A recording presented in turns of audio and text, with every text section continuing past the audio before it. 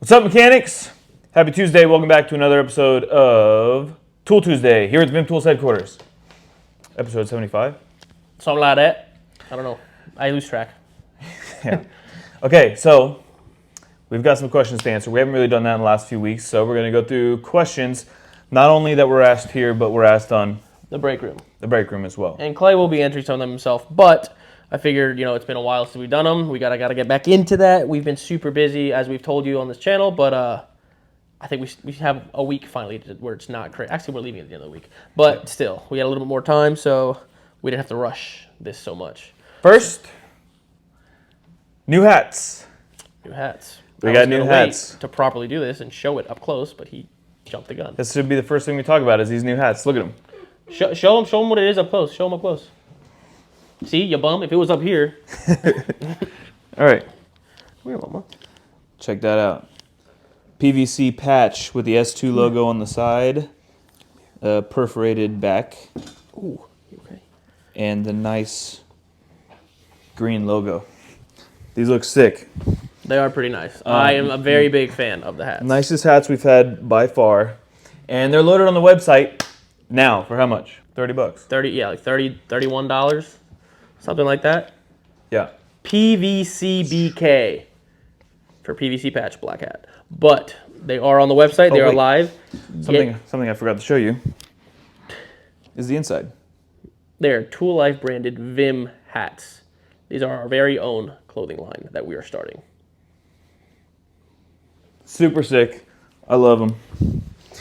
If you look at comparables on the market as to that type of hat, the perforated, the waterproofing, that type of hat, this is like $70. It's crazy. They're super nice hats. They're like $70 normally. Which is nuts. The people want merch, so that's what we're gonna do. So we're merching it up. Yeah, we're working on getting a lot more of You that. know what we call it? Merch madness. It just worked because it's in March. Yeah. We'll So, take it now. but anyways, we got questions to go through. All right, so Why let's don't we get started on that. Watch out, puppy. If you don't want to hear all of these questions, because there will be a decent amount of them, just click on the first chapter where it says end of questions or beginning. What would it say? It would say the first product part number. It'd say the first product part number. You'll see it. It's a little, explain it. There's chapters at the bottom along the line that shows you where you are in the video. Just click the chapter next after the questions if you don't want to watch this. Exactly, because there'll be a decent amount of questions. So if you don't want to hear them, click the next chapter. All right, let's see here. I'm going to start with last week's episode, work our way down that, and then switch over to the break room. So, a lot of positive things. Thank you. That's really not something that I'm going to go and address. I'm going to address the more controversial things. I don't have access to a tool truck. Does your warranty apply if I buy items on Amazon or JB Tools? Or should I try to buy them directly on your website? Again, as I've said multiple times on this channel, warranty-wise, anything that is bought through our website is warranted free of charge, no problem. Anything that is bought outside of that website, whether it's Amazon, tool truck, online, anywhere, is the responsibility of the seller of that product to warranty that product for you. Now, if they cannot warranty it for you, or if they refuse to warranty it for you, that's when you would come through us, and you'd have to pay for your shipping to get your warranty to you.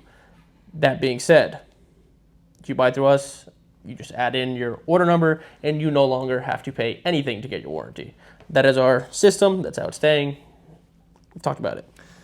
Yeah, and also I just want to say, people think that we're making money on the shipping charge. That's straight through. That is a back-end plugin on our website from UPS. We actually take some of the charge ourselves because it's a $9.95 flat fee. Which normally I think it's $12 for UPS like to track $15. anything.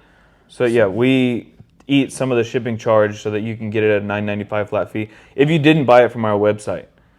If you did buy it from our website, obviously it's free. Yeah, or obviously if you go through your tool truck, any warranty is free because he can just hand it to you. Or if you bought it at any of those online retailers that you mentioned, they should be able to warranty it for you for free as well. What I would recommend is that you check with that online seller about their warranty policy before you actually purchase it. Because I'm here telling you what mine is if you buy from me, and I know what it is off a tool truck. But often other online resellers have, whether they buy from us or not, they have their own methods of doing their business, and that's on them. So you have to go to them and ask them what their warranty policy is. But that's enough of that. Next. Okay, awesome stuff. I ordered me a $20 drill bit set and a $15 pickup tool in orange. Thank you very much. Have a great night. That is one thing I want to emphasize. Closeouts on our website are a hell of a deal. Closeouts. They are normally super slashed. They're stuff that I'm just trying to move out of here. So that being said, as we tell you closeouts, it's worth checking out. We have a lot more than what we talk about on this show. These are just the new additions to the closeout section that we talk about. But we have a couple pages, I think, of closeouts. Yeah. Of things that are marked down like 75% So you want to save from some their money? original cost. You want to do a little online shopping and deal hunting? It's like Prime Day, but every day. Just go to our website and look at the closeouts. You can check out all those items. Granted, a lot of them are older items, like they're closeouts. But sometimes you find some gems in there, just worth saying. Like our pickup tools right now that are on closeout. You can find blue and orange pickup tools for $15. While supplies last, and they're not warranted, but we only had, I think we had 30 or 40 of each left. Yeah. So we probably don't have a lot left. So if you want them, rush in and get them. How are the factories in Taiwan after the earthquake? That is something I just wanted to bring up because that was obviously a large concern of ours as soon as that news broke.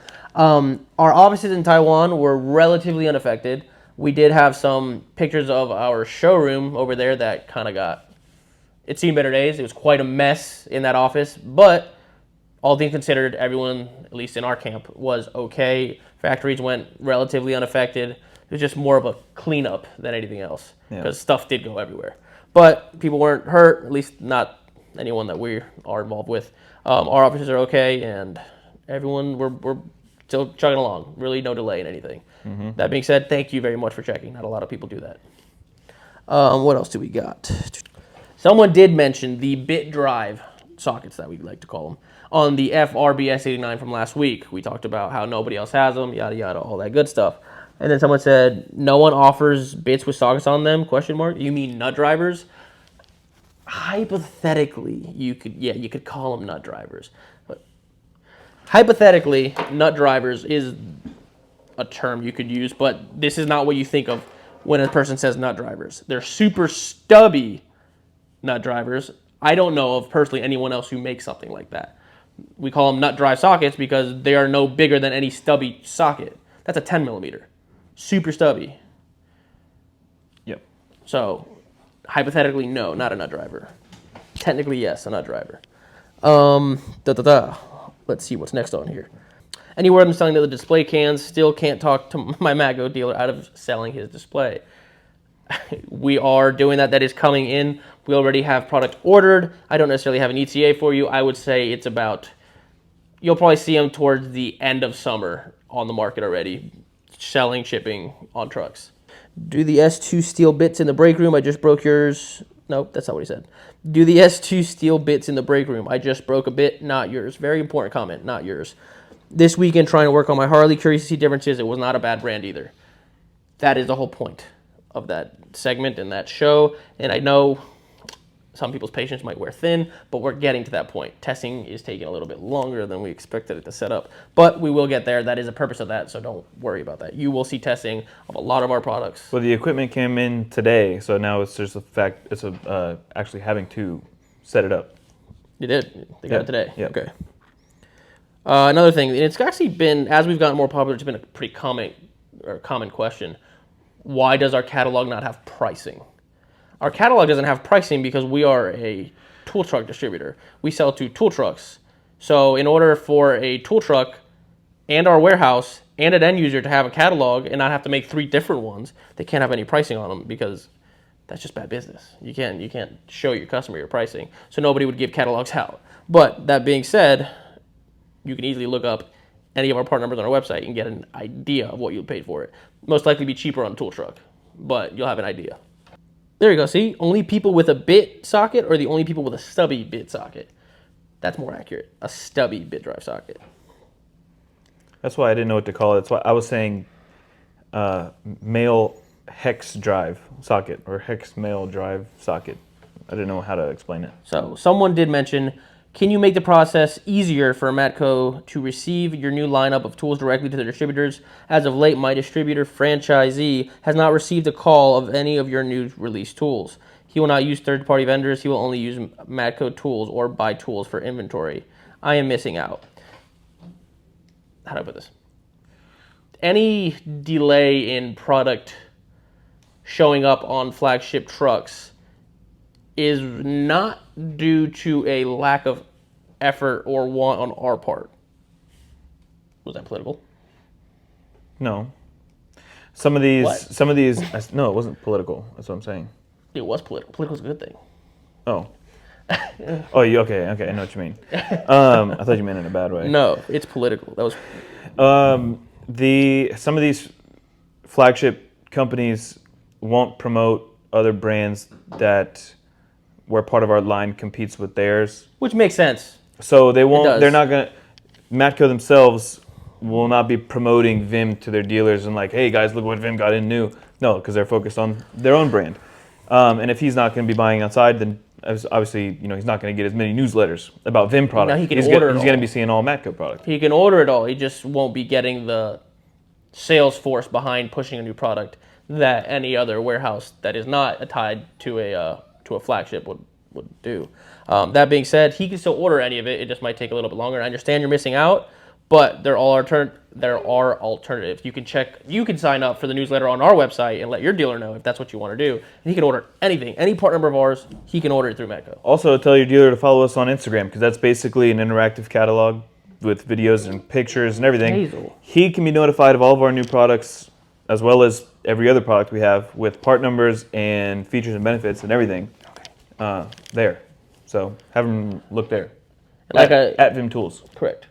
And I said Matco because you mentioned Matco. Any dealer can buy product through any of the flagships. It is available on their trucks. Yeah. Okay. Let's see what else we got. There's one gentleman in specific. His name is John Bailey 9682. He tends to comment a lot, and I think he gets unhappy when we don't answer. And it's not that we haven't been answering him only. We just haven't been answering anybody because we've been busy. That being said, he mentioned that we haven't been answering, and I'm going to answer some of his questions now. So he said, I feel like I'm talking, but you don't listen, and you don't respond. Why is that? Like before, I asked, why don't you make a socket set in a Milwaukee 3/8 drive, quarter-inch drive, and half-inch drive? The cars and trucks people drive are not held together by Torx and bits, but that's all that we hear about. Torx, bits, and drivers were essentially the bread and butter of this business for a very long time. That being said, we are by nature going to have a lot of Torx, bits, and drivers. That is not all we have. We have a lot of hex bits drivers. So we have 3/8 quarter-inch socket sets. We have universal joint socket sets. We have stubby drivers. We have flats, Phillips, metric hex, standard hex, Torx, Torx Plus, E-Torx. So we do have a pretty large array of things. But making something like a Milwaukee 3-in-1 master box socket set, it'd be like $600. Not only that, say we were able to make it less by taking some of the, the extensions and the spring-loaded crowfoots, all that stuff out. We can't inventory a whole nother triple part number. That's essentially 3,000 more sets to inventory on the first run. That's a lot of product to inventory when you're a smaller business growing and you have a ton of new products coming out. You can't, Is Milwaukee's hand tools, like their sockets and stuff, made in China? Because they're a Chinese company. Or are they made in Taiwan? I know like their power tools and stuff are made in China. They make a lot of their hand tools are made in Taiwan. Okay. Not all of them that I'm aware of. I know some of them aren't, but a lot of them are. I think they might still have some USA made stuff. I'm not sure. I don't pay much attention to it, to be honest. And it's not because, they're nothing. They're a massive company. It's just, we're different levels. It's not I don't think they're worried about us. Anyways, again, that would be a lot of inventory. And why would I bring in something that like you just said, you can get from a Milwaukee, when I could, in place of that, bring in 5 to 6 items that are unique to us, specialty, and needed in the market. It from a size that we are standpoint, it doesn't make sense. Yeah, maybe that's eventually, the thing. If I ever get to the size of Milwaukee, John Bailey, I will make that set. We are a specialty hand tool company, so we make specialty tools. Growing specialty hand tool company. Yeah, yes, and we are expanding into like a full line of hand tools where we'll have a full line of sockets and wrenches and ratchets. Our ratchet line is getting pretty big, and it's going to continue to grow. But we make mostly specialty stuff and quarter and 3/8 stuff, smaller things that we don't have to compete with Milwaukee on. And you'll see the line expand as you. If anyone's been following along with what our company has done in the last 4 years, you have seen that we have expanded our line and grown our business. And I don't know how to say this without sounding like a dickhead, but at a ridiculous rate. Like we have really revamped the entire thing, and that is a big thanks to everyone that we have on staff here because everyone has busted their butts to do so. That being said, there's a limit to how quickly you can grow without, dipping in the level of quality you make. So bear with us as we grow. Come along for the ride because I promise you it'll be worth it. You will see some nice things come out of this camp in the next few years.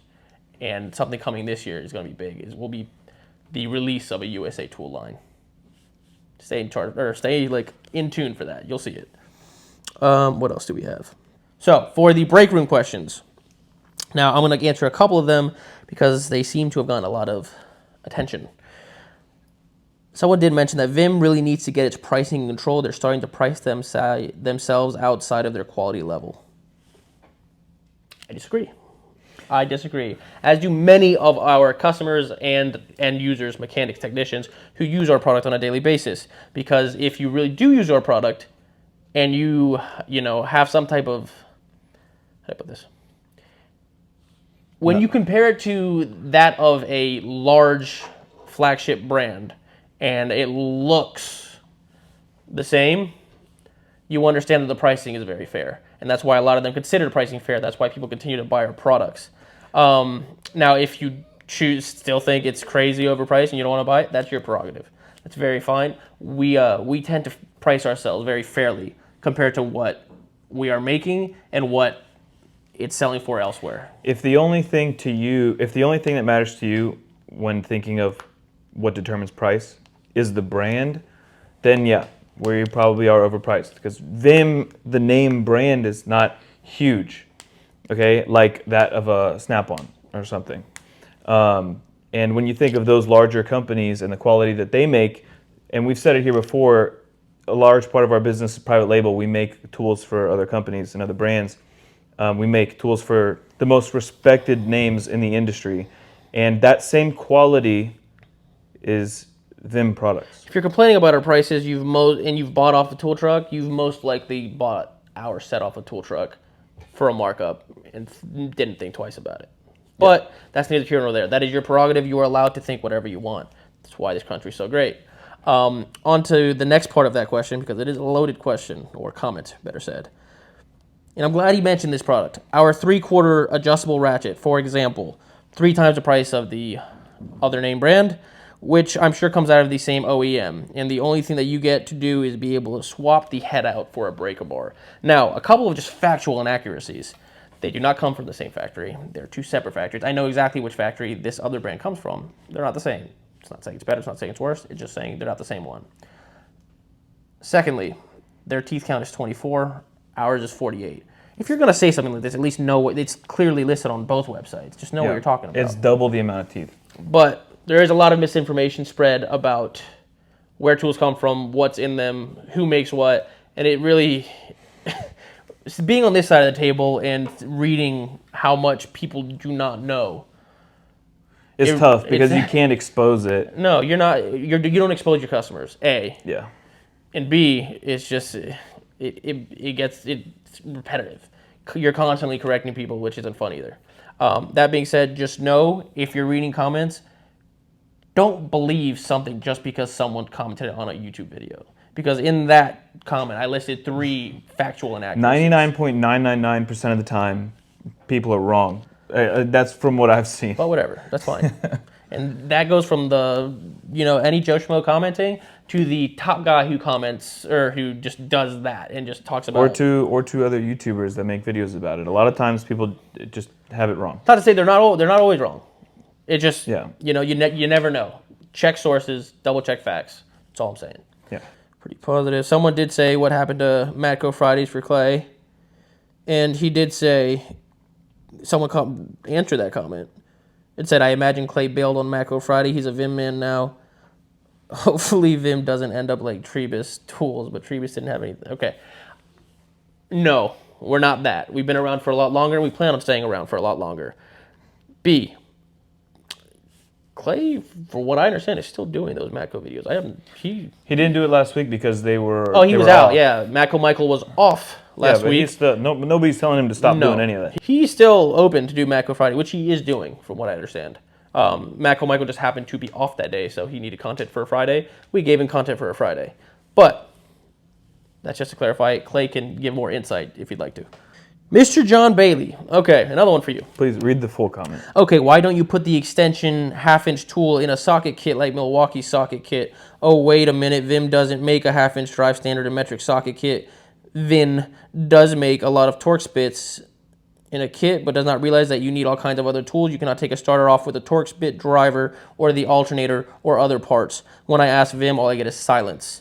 Hey, Vim, here I am again. Hey, do you hear me now? Probably not. That's a lot. But we heard you. we hear you, and we hear you most of the time, which is actually why we do this. But to answer this question in specific, if I were to put in the TRK 100 into a half-inch socket kit, the way we have our socket kits lined up, that would be a $500 socket kit, which is crazy. Too expensive. There's too much in that kit. And that plays into a little bit of what we were talking about earlier, which was Vim as a name brand. I don't think a lot of people, at least not enough for us to bring in the amount of product that we would need to bring in to sell it, would pay over $500 for a set. No. Vim branded. No. It doesn't make sense business-wise for It would us. require a lot. Eventually, maybe it will. But for now, we can't. A lot of people, again, it goes back to a lot of people don't realize the size of company we are. We're growing. We're doing what we do. We're chugging along. We're also not a massive corporation that it's just like, you know what? Let's throw $500,000 at this project because I'm telling you, we need to do an office tour so people can get an understanding of. We will. An office tour is something that we will company. definitely do one day. Yeah. He didn't want me to read this, but why didn't you just make the ratchet breaker bar double-ended? In making it very complex or overly complex, you've weakened the design. Making it double-ended also doesn't make sense and would weaken one side of it. Because let's say you put the ratchet on the side where it is a solid piece of metal, and you put the breaker bar on the other side. Once you extend it, then has a hollow handle. I'll decide what handle. Where are you grabbing from if it's double-ended? And it would just be uncomfortable. You have a breaker bar on one side that you're trying to grab it on with a 3/4, which is not like a small head. There would be a multitude of design flaws, let alone the cost of tooling a product like that to hold up. That would be why. But again, that ratchet, the HDR 34K, the ratchet head is rated over 1,500 foot-pounds. It's more like 1,700, but 1,500. We say over 1,500 foot-pounds. The breaker bar, I don't have numbers on, but we've never broken it. Which is also why someone did that comment that we referred to last time, where he compared our 3/4 ratchet to that of another brand. He told someone that they paid $200 extra to be able to take the head off of the ratchet, and that was the only difference, and that the guy was a sucker for it.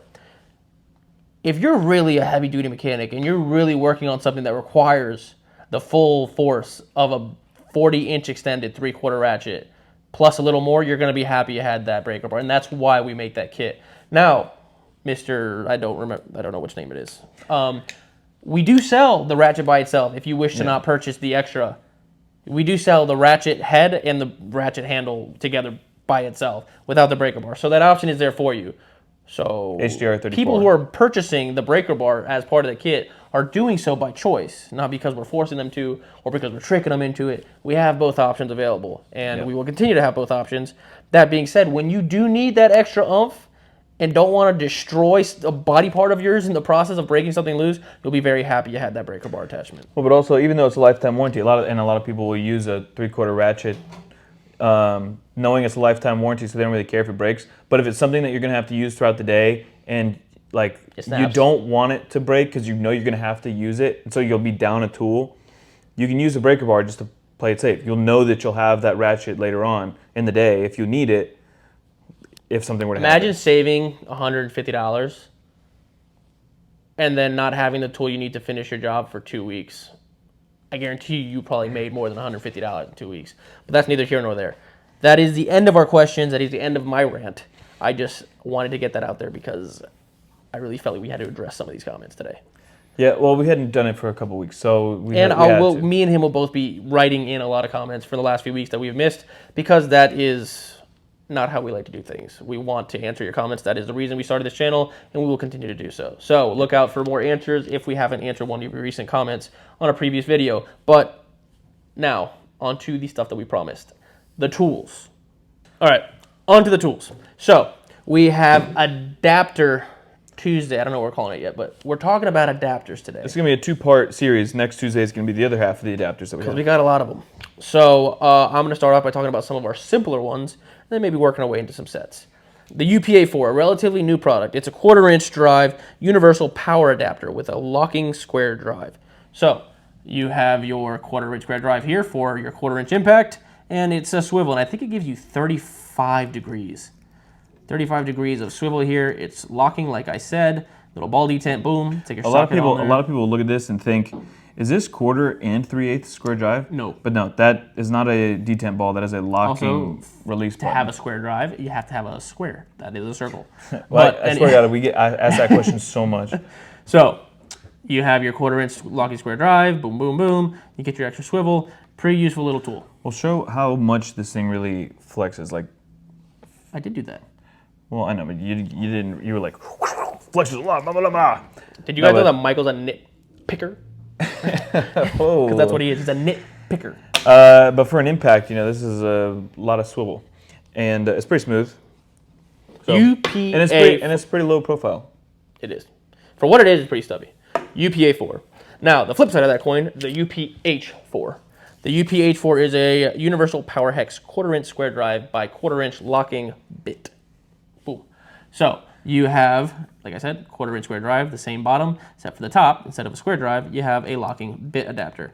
And then you still get that same degree of swivel here. So, two useful little tools I have in your arsenal of Vim products. UPA4 for the square drive, UPH4 for the bit holder. H holder. Okay. Next up, we have the HL614, the low profile 3/8 square drive by 1/4-inch bit. 3/8 square drive, 1/4-inch locking. So when you have a 1/4-inch impact on the UPH4, just a little bit, not enough power, and you don't want the swivel, you're gonna have the fixed 3/8 by 1/4. Also locking, it's just not swivel because the whole point of this is to have more power, and the swivel becomes a little bit weaker in terms of breakage because 3/8 is a lot to have on an impact swivel this low profile. So stubby 3/8 locking 1/4-inch hex. That is the HL614. I wasn't done, but I'll let you go. Go. This is the PL37. It's a 1/4-inch power shank to 3/8 square drive, and these are locking as well. So it's just like a push down release, right? And we have it in, that's the 3/8. Here's the 1/4, which is PL25, and also 1/2 inch, which is PL50. So locking 1/4 hex to square drive adapters and 1/4, 3/8, and 1/2. We've had those for a very long time, probably close to 10 years. Those long minute. Very long time. So yeah, those are super popular. Yeah. Those were super popular. They still are. We have a bunch of them still, and they are a more inexpensive option. We also do have a different version of them that is not spring-loaded, that is more of a ball detent like that UPA4. It's a little bit more expensive in chrome moly, but they do come in different lengths, and they're a little bit tougher, you'd say. So that's why they're a little bit more pricey. But we have them both available. We'll be talking about the other ones next week. Okay. Now, a newer product, which is the PDUJ100. This is a power shank swivel adapter set. So all of them are 1/4 hex drive on the bottom, but you have a pinless swivel design with a 1/4 square drive, a 3/8 square drive, and then you have a 1/4-inch bit holder, which has a retaining ring on the inside. It's not magnetic. Fun fact, these are impact rated. They're satin chrome finish. They're made from S2 steel. They are approved for impact, and they have a retaining ring locking system in the 1/4-inch bit holder, as well as the 5/16 bit holder. So pairs well with our 5/16 impact bits that are also made from S2 steel. That's the PDUJ100. So the WSA100, now that stands for Wobble Socket Adapter 100. You have your 1/4 by 10 mil, your 3/8 by 14, and your 1/2 inch by 19. These guys are really funky looking, so a lot of people do not know what they're for at first glance, which is honestly the biggest eye puller at a show is when someone doesn't know what something does. Eye puller. Eye Head drawer. turner. That's the word I was looking for. I've never heard that saying. But it works. Eye puller. Head turner. Head turner. But it's not really it's a head turner and a stopper because someone will be walking by our booth who would Showstopper. otherwise not. It doesn't stop the show; it just stops people at the show. Well, you said a stopper. So people will walk by the booth who would otherwise keep walking. Will see something that looks funky, such as this, and just double take and then stop and look at it till I walk up to him or Michael walks up to him and says, "How you doing? What can I help you with?" And Welcome to Ventals. next thing you know, their truck's filled with Vim. I'd like to think we're good at our job. Probably doesn't happen that often, though. Anyways, WSA 100, 1/4 by 10, 3/8 by 14, 1/2 inch by 19. Well, hold on. It happens a lot that somebody walks up, stops, and they're like, oh, what's that? And then it takes us 30 minutes to walk them around the booth, and they're like, I'm in. Have you ever heard someone more full of themselves? Oh, jeez. Okay, that's just the truth. Okay, anyways, wobble socket adapters. Now, these guys are exactly that. They are meant to go on that size wrench in millimeters. So for the 3/8 that I'm showing here, you have a 14 millimeter. You put them on a regular box wrench or a ratcheting wrench, and now you have that first ball detent lock into place. Now you have a super low profile ratchet or breaker bar.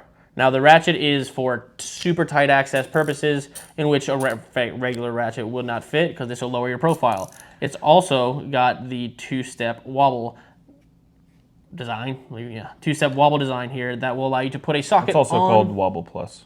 Actually, I'll do it right here. That's what a lot of people know about. So you have a 3/8 socket, it goes on. You can use it fixed like that, or you pop it on one step, and now you have wobble, which is, what was it, 15 degrees? Yeah.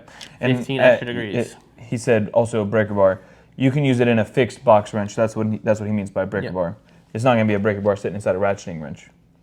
That's what I said. Beginning, Well- I said a box wrench or a ratcheting wrench. Oh, okay. So you stick it in a box wrench, and now you have a super slim head breaker bar, which otherwise would not fit into that spot. Now, this is one of those tools, and this is the word of the mechanic and the technician, not mine, because again, we're not mechanics. This is one of those tools where you look at it and you think it's cool, so you buy it, but when you need it, golly, are you glad you bought it, because it's actually relatively inexpensive. Again, lifetime warranty on it. Also, this is a lot easier to warranty and to deal with than it is to warranty and deal with a full breaker bar breakage. It's one of those things. It's not like it's one of those things that you're in a spot that's kind of tough, and you're thinking, okay, well, how the hell am I going to do this? And you're like, You might not need it often, but that when you do. would probably work, and then you try it, and it does work. Honestly, just look up the part number on any social media platform. See what people have to say about it. Yeah. You're welcome. Or better said, you're welcome. We sold it. All right. Is that all we got? That's all we got, guys. Today was mainly we had to Address a couple aggressive questions. backup of questions that we had, and we're gonna stay up to date with the questions moving forward. It was just a very busy few weeks. We didn't have a chance to get to it, but we're back. Now, something that I will say, although we did answer some of those questions with a little bit of a sass to them, we do welcome all feedback. Those questions are valid. All your questions are valid. And honestly, you give us a in to be able to discuss certain things that would have never otherwise been discussed. So keep them coming. Keep the questions coming. Doesn't have to all be positive. If you have something you want to say that's negative, as long as you're respectful and, not being a jackhole about it, not a problem. We welcome it. We'll talk about it like adults. Yep. That being said, that is all we got today. So peace out. Look for previous episodes in which you had questions. They'll be answered via written word. And stay tuned for the part 2 of adapters. Yes. Because we have a lot more. We have a whole another section of them, which I don't even think we'll get to all of them. We'll get to most of them, though. So at least you have an idea of what we got. And stay tuned, guys, because there's a lot more coming. This year is going to be very busy. Oh, yeah. Make sure you check out the hats on the website. Brand new. These are really great hats. Honestly, Wouldn't lie to you there. put up the thingy there. Yeah. Link down below if you want a hat. The brand new, one-of-a-kind PVC Vim hat. Other than that, we will see you next Tuesday. Thanks for tuning in.